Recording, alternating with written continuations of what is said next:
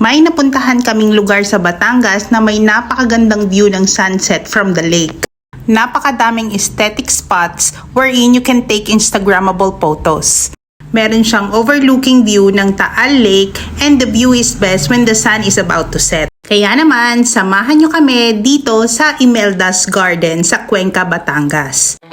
Hello guys! For today's video ay nandito kami sa Cuenca, Batangas. Kaya naman, samahan nyo kami pumunta sa dinadayong bagong pasyalan dito. Medyo malayo nga lang siya from National Highway pero don't you worry dahil sementado naman yung daan hanggang sa property. They provides plenty of parking space which makes a visit convenient. Bale, nagbayad lang kami ng 150 per person since weekdays kami nung pumunta kami dito. During weekend naman, 180 pesos per head. But they give discounts for seniors, PWD, and kids. Meron ding available na cafes, restaurants, and food stalls kaya hindi kayo mag-worry na magugutom kayo. Anyway, Imelda's Garden is located at Sitio Supply, Barangay 8, Cuenca, Batangas. They're open Monday to Sunday from 8 a.m. to 7 p.m.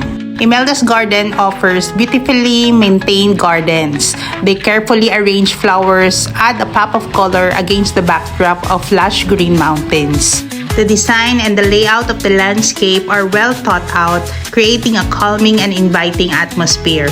Exploring these well-maintained gardens and landscaping is a definite highlight, offering a serene and picturesque experience for visitors.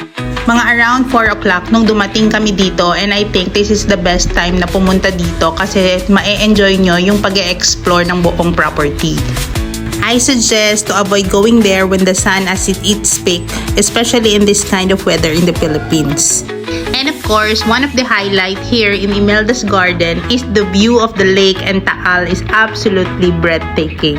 It is a beautiful destination that offers a truly spectacular view of Taal Lake from its high elevation. Super worth it and for sure ma-enjoy ng family nyo yung bonding nyo dito.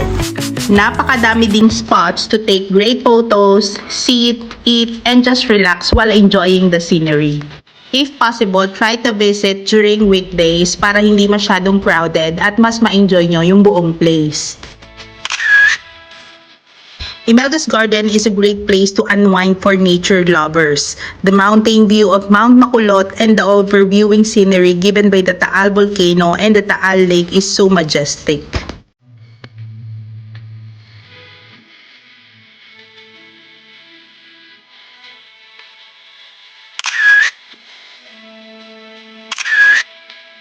Malawak yung lugar and there are a lot of bench where you can rest after walk. I-add nyo pa na napakaraming mga shaded areas where you can rest or snap pictures. Even under swings, makakagawa pa rin kayo ng mga aesthetic poses and Instagrammable pictures.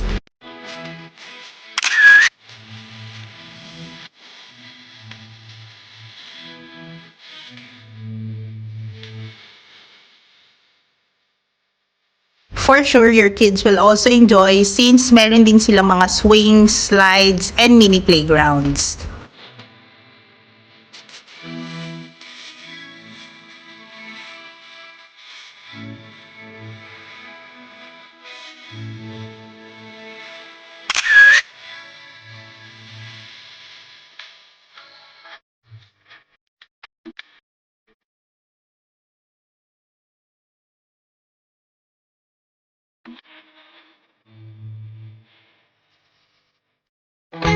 You will also love this overlooking view of the lake and the view is the best when the sun is about to set. Wow!